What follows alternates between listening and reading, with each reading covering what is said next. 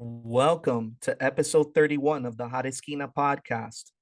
Yo soy tu anfitrión, your host Enrique, joined as always by my co host Sean. We are joined in this episode by beat reporter and correspondent Jessica Kleinschmidt. We dive into the A's, their season so far, the ongoing Yankees versus A's 4-game set at the Coliseum. Yankees have been hot lately, getting a big win on Paul O'Neill Day. Me personally, I'm glad they didn't let my favorite all-time Yankee down by winning on his day. They swept the Mets and had a nice little laugher yesterday. Thank you, Yankees, from all of us on the East Coast that you were able to put that one away early, by the way. This was a fun one. We definitely enjoyed talking to Jessica. She brought a lot of insight, a lot of knowledge. We hope you enjoy it, as we certainly did. We'll be right back.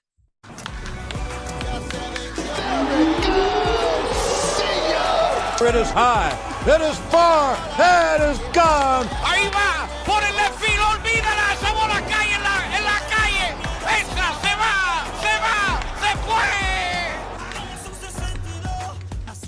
And we're back. So, before we get to our interview with Jessica Kleinschmidt, we'd be remiss if we didn't follow through with our word and announce the winner of our caption contest. We challenged you, Yankees Twitter. We told y'all to caption the short video of Nestor popping up in between Aaron Judge and Anthony Rizzo. You guys came through with a lot of quote tweets, a lot of replies. We thank everyone that participated, but now it's time to announce the winner. And the winner of the caption contest from me and Sean is Keo, who goes on Twitter by @Keo_Marie SX3. She said, Booney said y'all can go out, but you have to take me with you. And I gotta tell you, Sean, that one made me laugh because if you look at it, man, it's funny. You have these two big dudes just talking, and here comes little Nestor, average size Nestor. He looks little compared to them, popping up in between them. And it kind of does look like the little brother saying, hey, mom and dad said you guys can go, but you got to take me with you. And it gave me a chuckle, brother. How about you? Yeah, I think what Keo said was the funniest because it kind of related to what I thought he actually said, and the way he pops up is such a little brother thing, and the way both Rizzo and Judge kind of look back at him like, oh man, little brother, he's behind us, Yeah. and just because he looks like he pops up and says, hey guys, don't forget about me. So the way Keo kind of made the story in just one sentence. That's why that was my favorite. Not just the way they look back at him, but the way they look at each other. Like, obviously, they're looking at each other because the sun's glaring in their faces a little bit. But aside from all that, they look at each other with this face like, oh, great. We got to take him with us. So it just fit perfectly, man. Like, Yeah. it was by far the best caption. Congrats, Keo. Excellent job by you. Um, on that note, my brother, let's not leave the people waiting any longer. Without further ado, ladies and gentlemen, here is our interview with Oakland Athletics correspondent and beat reporter Jessica Kleinschmidt. We hope you enjoy. Here it is. So without further ado, I'd like to welcome on Oakland Athletics reporter and correspondent Jessica Kleinschmidt. She's kind enough to join us for a few minutes. Jessica, how you doing? I'm good. How are y'all doing? We're great. Doing good, doing good. Yankees are having a great season, so we can't complain. How are you? How's everything over in the Bay Area, Jessica? I mean, well, the A's could be playing better, but we kind of went into the season knowing that there were going to be some struggles, of course, with the payroll situation and a lot of selling in the off season. And you guys obviously got a couple of our former players there on the pitching staff, so that's always good to see. But I think now that the trade deadline is come and gone, we kind of see a little bit more of an overview over the next few seasons with this team, a lot of young names that we're growing accustomed to and getting to know. So I think now that the shock is over, we're just kind of adjusting to the path that we have set forward over the next couple of seasons. That kind of led to my first question for you. Besides last night's game, which was kind of one-sided, what do you hope for the rest of the series, and I guess just for the remainder of the season with all the kids you guys have right now? Yeah, and heading into spring training, my co-host Chris Townsend said the A's term, the definition of the season, and I guess the word that would be used a lot would be opportunity. And if you just look at the transaction list, we're calling up a lot of young guys who may not have been ready. Well, they'll be ready, big league ready. David Forrest, A's general manager, made sure these guys would not be in the bigs if they weren't actually ready, but maybe not as quickly if they were with other organizations. So we're seeing guys that maybe their ETA wasn't going to be now, but perhaps in the future seasons, but they're able to get bumped up quite quickly. So as much as people want to bash on that situation, there are a lot of young guys that are envious of the A's that are being put in that situation who haven't gotten the call up, but they would in this organization. So right now it's about getting more exposure to big league pitching, getting more exposure out on the field, and developing those skills in order for a successful future with some of those guys. In addition, you want to make sure that these guys stay healthy and they're going through that maturation process. At the end of the day, yes, it was a one-sided game against the Yankees, but every single guy on that field is a big league ball player, whether you want to talk about experience or not.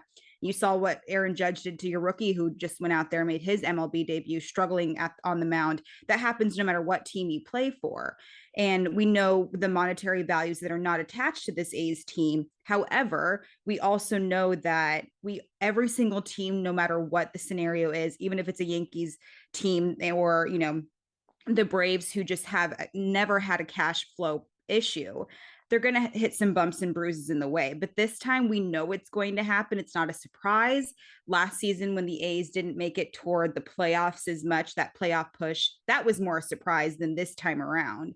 So it's about developing these players a little bit more. They're, I think, ranked in 17th in the farm system right now compared to previous seasons where they were in the 29th, 30th range, because we made some of those transactions in the off season, and we still need that exposure. And you're not going to get that exposure if they're not getting those at bats, those plate appearances. We hear it all the time that some guys in the farm systems needed more of a chance, and these guys get to do that. And we're not 100% worried about the wins and losses as much as we are as working on these individual players so they can succeed in the future. We talked about it last night on the broadcast. We want to make sure that these guys are ready for the time when the wild card is not so far-fetched to reach once again. And the guys that we did trade off, the Matt Chapmans of the world, Matt Olsons of the world, who did get their start with the A's, Lou Trevino as well, they know for a fact that their success wouldn't be as much of a success if it weren't for the A's. And so as much as they're excited to move on, they know they did learn a lot through the A's organization. And that's the bread and butter of them. They create these amazing, especially pitchers, and sell them off. That's the business of the overall business, and the Yankees end up with a lot of former A's players because of that GM relationship. David Forrest is developing all these amazing relationships, and even interleague, he's doing a lot of these things, or interdivision, I should say, a lot of Rangers transactions and this and that. That's another example as well. The Rangers are spending a ton of money and they're struggling to a certain extent. So they're looking toward the future as well. The A's are just looking a little bit further ahead in the future. So as far as this season, let's just get through it. Let's get all those at-bats, all those opportunities. You want the specialty pitchers to work on those specialty pitches. Cole Irvin's doing a phenomenal job. He's able to take advantage of some of those opportunities without necessarily worried about that win-loss record. Speaking of pitchers, Jessica, that's a perfect segue to my question. Tonight we have Garrett Cole facing off against one of the key pieces we traded to you guys in the Frankie Montas deal in JP Sears. JP was a guy that we loved when he was here, and deservedly so, as all he did was do his job and produce when given the opportunity, to the tune of a 2.05 ERA, 15 strikeouts, 5 walks, a 189 ERA plus, a 317 FIP, and a 0.864 WHIP in 7 games and 2 starts. What are your thoughts on JP so far as an Oakland Athletic? You mentioned the numbers, and those pretty much speak for itself. But I spoke to A's manager Mark Kotze, and he said obviously the first person he reached out when they acquired Sears was going to be Aaron Boone. Now, you mentioned all those strikeouts, and that shows it's a small sample size. There wasn't a ton of exposure with the actual Yankees themselves, but he was just mowing them down in the minors also, and he works fast. He works fast. His command is insane. And what more do you want from a young pitcher? And this guy has very much military mentality because of his school, his educational background, and that's part of it. And he's very professional and approachable, but when it comes to the game, he's so laser focused. And I asked him, Aaron Boone's giving you a lot of these compliments. How does that make you feel? And he said, of course, it's one of the best in the game, but I know I'm going to be going up against my former team. It doesn't matter how many games you didn't play with the former organization. There's always going to be a little bit more incentive. Example, last night, James Caprillion used to be on the Yankees, and there was a little bit extra incentive there, and he was struggled with walks. It's something he has been working on, but I would imagine it's a little bit more tough against your former organization. Kotze talked about that from his time during the White Sox, Red Sox, everything. That was a former organization and all of that. The Stephen Vogt, of course, is one of our veteran catchers, and he sung Sears' praises. If there's somebody you want to get a compliment from, it's Stephen Vogt. I mentioned the command, but he was also talking about weak contact, another thing that's going to be beneficial. And I mentioned working fast. I know I keep mentioning that, but it's something I'm very fascinated by. And he even said it's helping his defenders as well. And I don't know if y'all are former athletes, but when I was playing, if I didn't have to think so much, I thrived. And it helps the defensive guys. It helps the catcher as well with the game planning situation. And he has a really good slider as well. So he's pitching very, very well and getting compliments from one of the veterans of the league, who not only is a solid catcher, but Stephen Vogt has a managerial mind and has seen every pitcher known to man, everybody from Madison Bumgarner to JP Sears, so he's seen his share of young and older pitchers. And if you're going to get a compliment from a guy like that, especially a military, like working fast dude, what more can you want in a pitcher? Kind of sticking with that and JP, Yankees and Athletics, like we talked about earlier, made a trade at the deadline earlier this month with Montas and Lou Trevino coming to the Yankees, while the Yankees gave up Sears, Ken Waldichuk, Luis Medina, and Cooper Bowman. I personally have seen all 4 of these guys at minor league camp or spring training, and I know a lot of people are going to say I'm a prospect hugger in this sort of respect, but you guys got a great haul in the end, and I was a little upset seeing these guys go because I had seen them for the last couple seasons and can't get attached around the trade deadline. I know. They get me every time. Get me every time. Like, I want the team to succeed, especially as a Yankee fan. Then you see the kids that you watch, throughout the early seasons, get traded. But from someone like you who has seen Frankie and Lou every day, what can you tell us about them and what should we expect? Well, first and foremost, any clubhouse who gets a Frankie Montas is a damn good clubhouse. And his thing was heading into spring training, Sean Manaea immediately right off the bat got traded. So we knew it was looming. I knew it was going to be a selling season, but Frankie Montas, not just the A's main priority, but the MLB trade line priority period. We knew it was going to happen. And I was a little concerned about the distractions there because at the end of the day, he's one of the main trade targets, but if he struggles, he's not going to maybe get as much return for it as possible. And he was fabulous. His velocity certainly is there. We were a little nervous with some of those injuries heading into it. And I know he's throwing the fastball a little bit more, which was something that was interesting to think about, because as much as we loved his velocity, everybody's throwing 100 plus, 94, 97 down. I don't say down the middle for their fastballs, but he wasn't working on his specialty pitches as much. But when that cutter's on it, it makes you want to smack your mama. It's just fantastic and it's gorgeous. And when a guy like that can not only even out the velocity with some of those specialty pitches, when, like I said, everybody's throwing high velocity right now, he's fantastic. So when you talk about a guy like that, that haul is 100% worth it. I'm extremely biased because that man is fantastic. I love me some Frankie Montas. And we talked about it yesterday, and he said, it was a struggle to leave and all of that, but he, in a way, was really glad the trade finally happened, to an extent where the team he went to wasn't so much of a big deal as the fact that, okay, it's done, it's over, let's stop talking about it.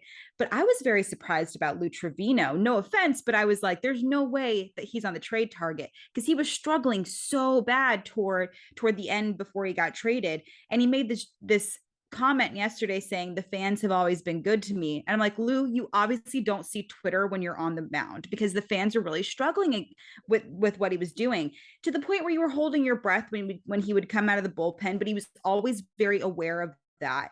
And the thing that I asked him, I said, do you believe in a change of scenery? Which I feel is a very journalism 101 question. But I asked Marlins GM Kim Ng the exact same thing, so I don't feel as bad. And he said, you know what? During my rookie season, I couldn't care less about the change of scenery definition. But then as his time went on and years would pass and a lot of his teammates were going and succeeding, and then it happened to him, he's like, you're damn right. I believe in a change of scenery. And I do too, whether it's a big fish, little pond scenario, little fish, big pond scenario, that type of thing. I'm a firm believer in it. Plus he's an East Coast guy, and handling Yankee fans is one of the most difficult jobs in the industry. And like, no matter what you're doing, whether you're on the media, an athlete, New York athletes, that's tough. That's a really tough demographic and fan base to get around. And I made the joke with Martin Gallegos, he's the MLB.com A's beat reporter, that we already wanted to hug Frankie. We just want everybody to be so nice to him because he's such a great human being. But that nice human being really evens out with his nasty stuff. And so he's happy. Weird to see baby-faced Frankie Montas, even weirder to see baby-faced Lou Trevino. I had no idea what happened underneath that beard. I didn't know what was going on, but and they both got lost finding the visiting clubhouse. They had no idea that part of the Coliseum even existed. So that was kind of fun. But at the end of the day, they're both very proud to be Yankees, and rightfully so. And when it comes to Lou Trevino, one of the very few tenured guys with the team, it's very rare to have a guy on a team that long. And he was part of a lot. We released Stephen Piscotty, we released Elvis Andrus, we released there was another guy. Oh, Jed Lowry, of course. And we knew the scope of what was going to happen, and he did too. So I think you only had to talk about it for just a slow little bit, and now they're going for it. And Lou Trevino's looking like the old school Lou Trevino that fans loved to tweet about. So I'm really happy for the both of them. Speaking of Frankie Montas, Jessica, he has a 7.32 ERA in 4 starts with the Yankees since being traded over, having a 53 ERA plus, a 4.55 FIP, and a 1.576 whip. He's given up 16 runs during that span and has not gotten off to the start Yankee fans expected. We know, we get it that, he dealt with the loss of his mother-in-law, meeting his catcher the day of his start, the morning of. We get all that, but, needless to say, there's, as you said, Yankee fans are difficult to win over, and there's certain Yankee fans on Twitter that are already, jumping ship on Frankie the Montas. Yankees were up 8-0 last night, and y'all were yelling at the guys for striking out. Up 8-0. That's ruthless. Yeah. So yes, we know I don't want to call it an excuse. I couldn't imagine having to go out there and meet your catcher and do all that, but he went through that. Sean Murphy was a rookie catcher at one point, and he never played like it because he had this really mature background and veteran presence about him. So I don't believe in that excuse. And I'm not calling it necessarily a crappy excuse on his behalf.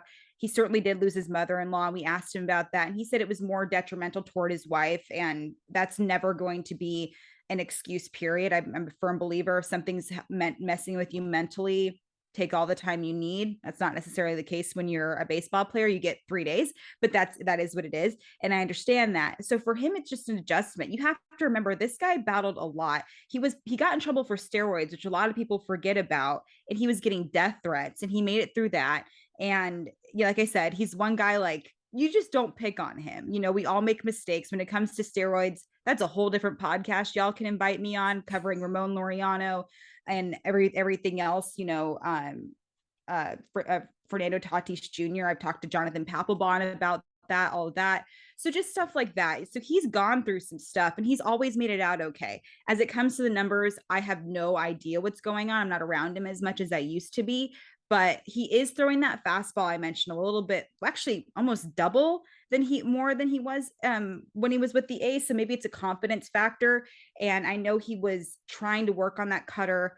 I want to say a couple months back, he was like, yeah, I'm trying to introduce it into my repertoire a little bit more.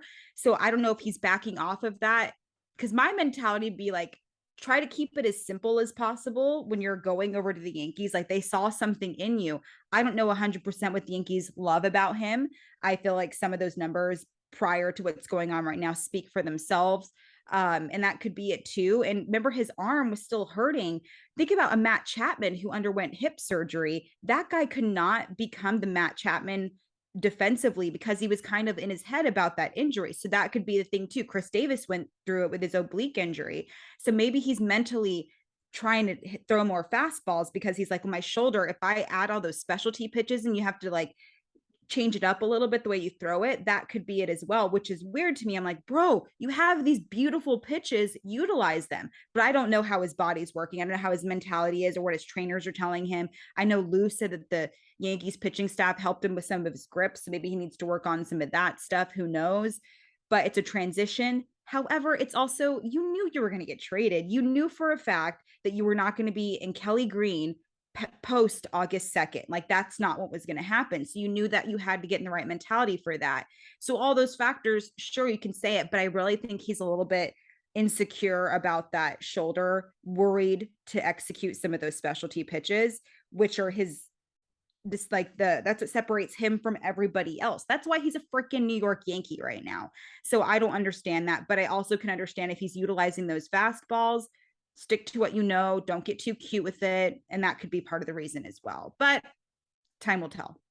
Thank you, Jessica. I just had to ask because we needed you to walk some Yankee fans off the ledge. We did a poll recently. I'm not going to walk Twitter. anybody off the ledge. That's all you. If you are that crazy about a guy, go whatever. But I will say, I can promise you, you are not getting Frankie Montas I don't say that you deserve, but that he deserves to give you. He will be okay though. I think he just needs a little bit more to shake some stuff off. The attention's no longer on him when you're sharing a pitching staff with Garrett Cole and Tyon. These things are not going to be a huge factor, but I think the pressure is going to be gone soon, maybe even after the series, because I don't think we're not going to face him during this time around, which I think would have been nice. I would have liked to see if he was just more comfortable here again. That's something you can actually outgrow, because we had Jesus Luzardo here too, and he shoved on the mound. So it just kind of those things that I was thinking about. But I mean, at this point, we just have to wait and see.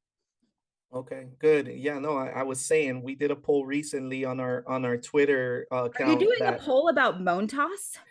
We did, and fans are already calling him Sonny Gray 2.0. Like, you know what? That's a thing too. We were just talking about it. Me and the PA announcer for the Oakland A's, Amelia Schimmel, have a podcast called Last Call, where all podcasts are available if you want to download. We were thinking about that too, like Sonny Gray. New York, it was like, who is this guy? So these things happen, change of scenery doesn't always work in your favor.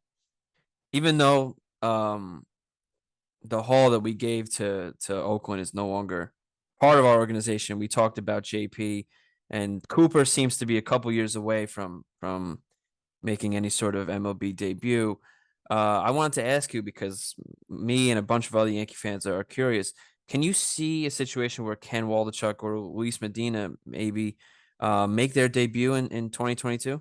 I mentioned Amelia. We kind of had this, I don't want to say like competition, but she was like, I think Waldichuk is going to get up quicker than JP Sears. And it feels like no matter who got up, it was going to be a scenario of it would be an okay situation. I'm glad they brought Sears up a little bit. We needed more structure in that starting rotation, but I also know that tomorrow could be a completely different, we can call somebody up from AA. It's just like a really interesting scenario. So I think Waldachuk is definitely a possibility, especially with the way that our pitching has been. As far as Caprillion goes, you want to talk about an up and down season for him. He is struggling with walks, and as far as Waldachuk goes, I know he's got some good play on his fastball, and that's great. But I don't really know what the A's are looking for as far as, if we're not going to be paying attention to all those wins and losses, what exactly exposure we want to get. And if he's got that strong fastball, we want to see how it does against big league pitchers. So that's definitely a possibility. And I do some broadcasting with the Reno Aces, who of course play the Aviators a bunch, and people love them some Waldachuk. And I know when it comes to the AAA outings, these guys aren't going full 9 innings, and that's normal. I think that's actually universal, but they're also being cut off at a certain rate. I don't know if it's a front office situation, because AAA is always kind of finicky for me. But I wouldn't be surprised if we see Waldachuk. I don't know an ETA on him, but we do love us some swing and misses, and he's really good with that. But I also know that I don't know much about Medina. However, I know adding him could be great. I think we're good on catchers for a little bit. So as long as we're paying attention to some of these pitchers and these position players, moving up and down is one thing, but it's a bizarre season. I think anybody could make their major league. I think everybody's going to make their major league debut this season. We've set records for that. I think a year or a month or two ago, we were at 10, 11 rookies that made their debut. And to the point where it's like not fun or cute to me anymore. Like, it's my favorite thing when Shea Langeliers gets his first home run at the Coliseum. Cool. But I've seen like 20 of them this season. So I'm kind of getting used to it. It's not like warm and fuzzy for me anymore. And for Waldachuk, he has some impressive movement on that ball. I think I want to say somebody low key mentioned a Luzardo comp, because I know Luzardo, his fastball, before he found some command on it this season, had some interesting movement to it. And some of that movement, of course, sounds great, right? But if you can't control that with that command, that can screw you over. I would not be surprised if we saw Waldachuk coming up, so that way we can fulfill your prospect dreams and make that all come true. A dream come true he would not have with any other organization. Yeah, definitely. I think it would have been a lot harder for him and a lot of our prospects to make it on our team. I think this is probably the easiest. I'm looking at Waldachuk chance. now. He has a pretty impressive repertoire. Oh yeah, that's why I'm asking you, because like he's like a box of chocolates. Yeah, I haven't done that much research, to be completely honest. Oh, he's incredible. He was the I one was that I was we heartbroken were- to see him. Yeah, I will say he he was the definitely one that got. we were upset about letting go. Yeah, I will say though, because the reason why Sears was my guy was just because I had like insider sources watching him in AAA, but the outside people were very much like Waldachuk, and it's like a name that you don't. I guess he was the headline return. I obviously got attached to Sears very quickly, but they were calling him the headline return. Oh yeah, lefty. Totally forgot about that. Yeah, I wouldn't be surprised to change up that scenario a little bit. I just hope I'll make sure he gets a little bit of extra oomph. Maybe I'll put like a banner in the clubhouse for him or something, because I don't want these things to be taken away from them. What do you think of the job Mark Kotsay has done as his first season as manager of the Oakland A's? Despite being 46-80 and having to manage a young rebuilding team, do you think he's the long-term fit in Oakland? He came into this job knowing what he was going to get. And I remember I was hosting the pre and post game show on the radio a few weeks back, and somebody goes, "This manager's on the hot seat." This seat has never been more cold. I've never seen a manager who has more job security in my life. And I think the reason why is because he was with the organization, not just as a player, but of course, a quality control coach and a third base coach. I feel like those three things make a phenomenal manager. And it's interesting because you look at Kotsay's baseball reference page, and it's not filled with all these accolades, but 17 years in the game. And I mentioned Papelbon earlier. They were former teammates, and Pap said, I was not surprised that Kotsay got the managerial job because he's competitive, which is interesting because when you have that record and you think of a competitive guy, he must be struggling. But I also know that heading into it, the reason why Bob Melvin did not return is because Bo Mel knew he had to go elsewhere if he wanted to get his ring. So Kotze didn't go into it thinking like, we're going to win 162 games. The front office let him know there's going to be some payroll cuts. There's going to be a lot of young names that you're not going to know a damn thing about, but you're going to have to adjust. And I've been kind of impressed with just the way that he's handling those abilities, because every single day it's a new lineup. And I don't mean that from an obvious, I guess, definition, because every day it's a new lineup. But this guy, you have Tony Kemp one day batting leadoff, the next day he's batting sixth in left field, and then he was playing second base the day prior. And you don't know a lot about these guys because they just made their major league debut the day before. So he's doing everything he possibly could with the monetary value he was given, with the background he was told about, all these scouting reports he possibly could. And I don't want people to think that we're giving these guys, we're just putting them out in the field because it's the A's way. Like I said, A's GM David Force said, I'm not going to have a guy go out there if he's not major league ready, at least for the most part. I mean, think about the Yankee guy yesterday. I mean, you think you're ready from all your experience, but we've all had a really crappy first day of work. Those things happen. You learn from that.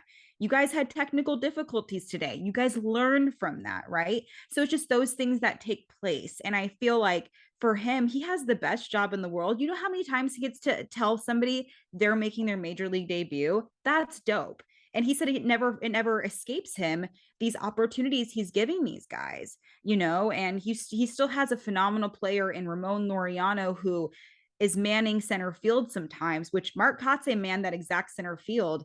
And you want to talk about a freak athlete.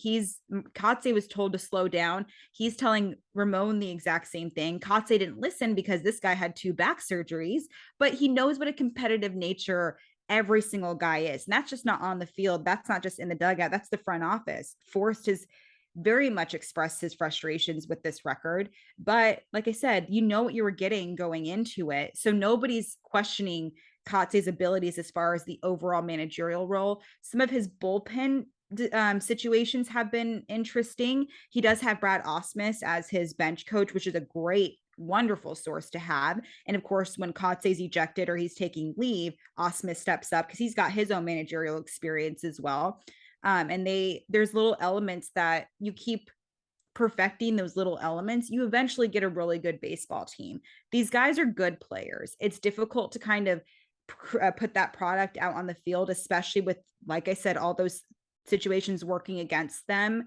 And moving forward, we don't know the situation of the ballpark quite yet. And that's the big cloud reigning over their head. And it's the one situation that no other club is dealing with in the league. And, we know the money situation. I can tell you that until I'm blue in the face. But he's doing as good of a job as he possibly could with the resources he's been provided. I have to He's ask not on the you. hot seat though. I'm so sick Okay. of people on Twitter. I'm so sick of people on Twitter like, wow. I'm like, well, look at Torey Lovullo. He keeps getting extensions. You know what I mean? And you have a guy like, Phillies guy fired. You have Angels getting fired because all the money they invested. Rangers, look at that. All the money they invested, $500 million in the offseason, and the wins came too late. So that's why Woodward was fired. So it's not like if you're not going to invest a ton of money and you're wondering why the manager isn't winning games, we know why the manager isn't winning games. It just is what it is.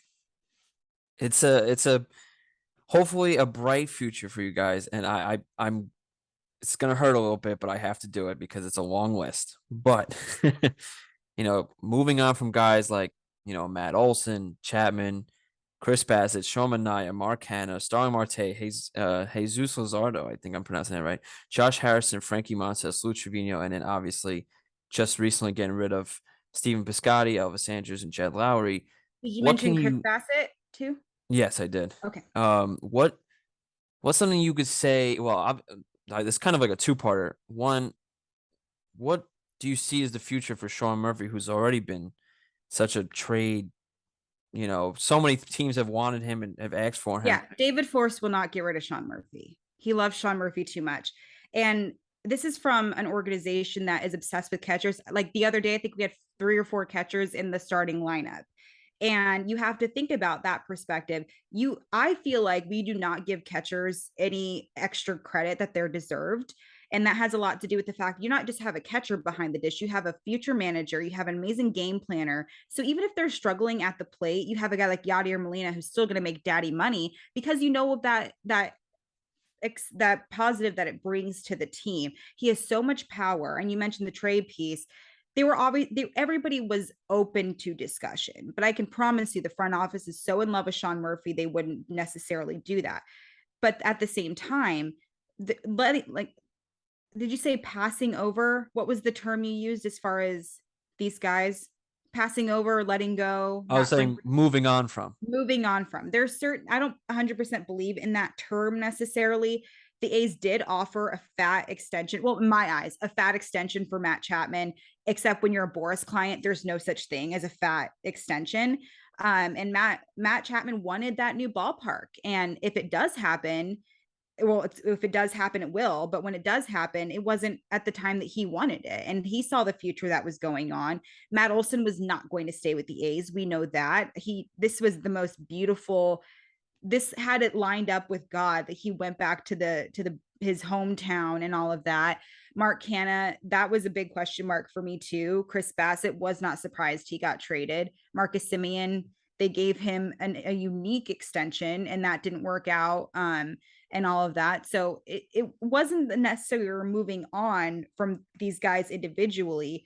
We just have a certain scenario that we're putting a different type of product on the field. And it's a rebuilding stage. We're not just rebuilding them, we're rebuilding from the stubs. And that was what it was heading into the season. It's all about the future. It's all about opportunity and all of that. So moving on, if you want to call it that, sure. But we are moving on from that aspect in that point of time.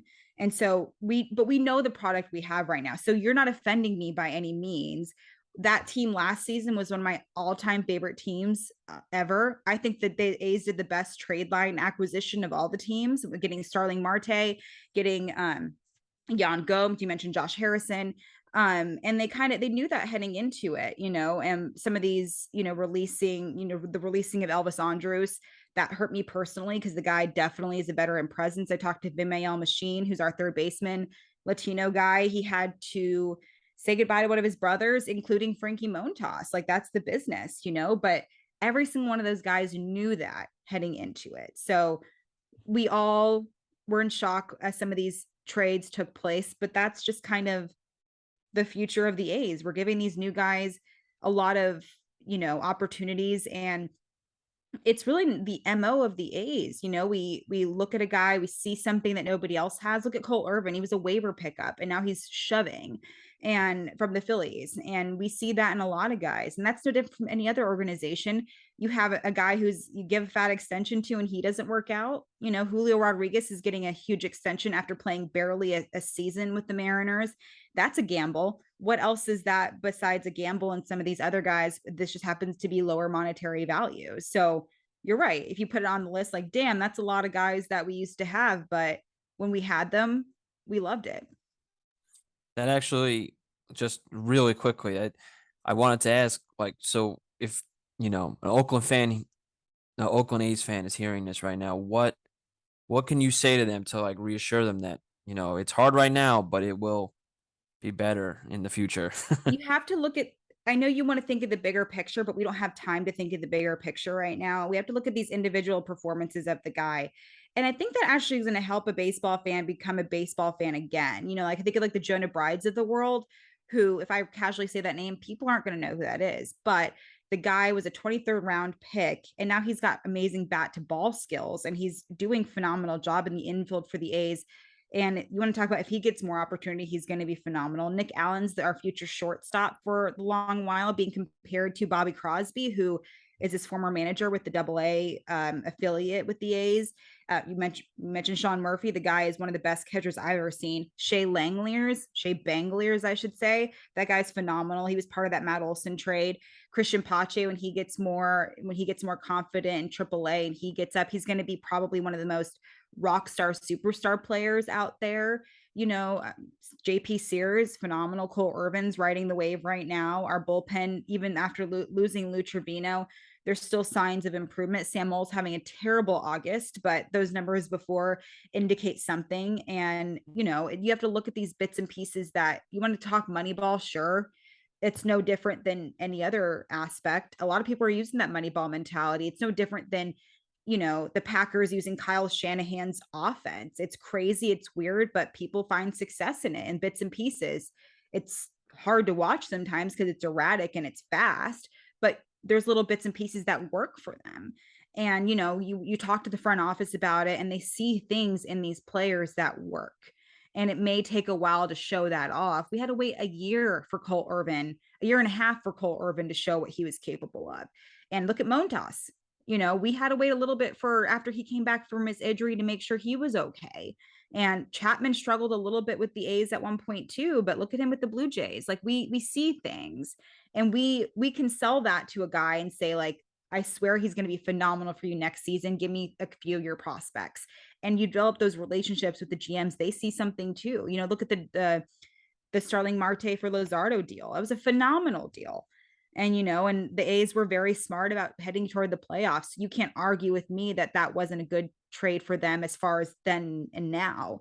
But every single team goes through it, and our front office, they've been together for 24, 25 years, Billy Beane and David Forst, and they've made the playoffs. They've won World Series in the past. It's a weird, overview right now, and people are extending people left and right. It's just not in the A's MO. So if you're an A's fan, that.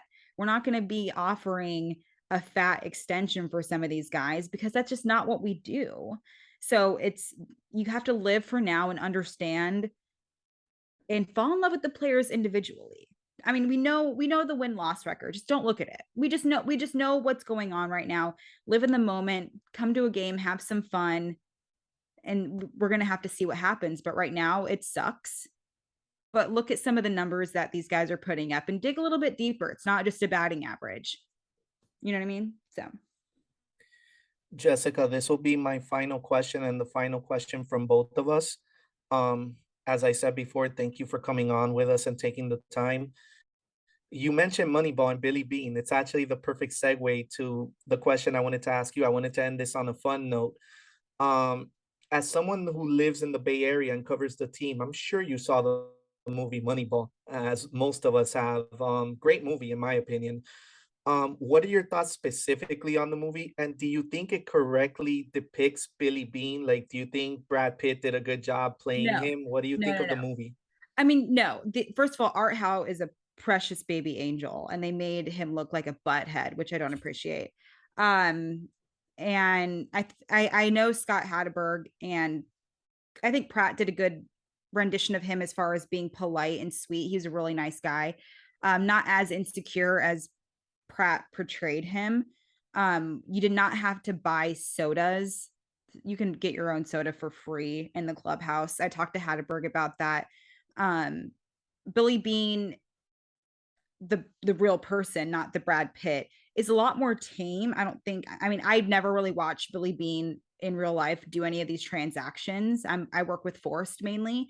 But some of those things were not correct. And, I know FP Santangelo Sr., who was part of that era. He was actually, they showed a clip of him in the movie and they said it was just a little bit exaggerated. So he hates watching that movie because it wasn't 100% true.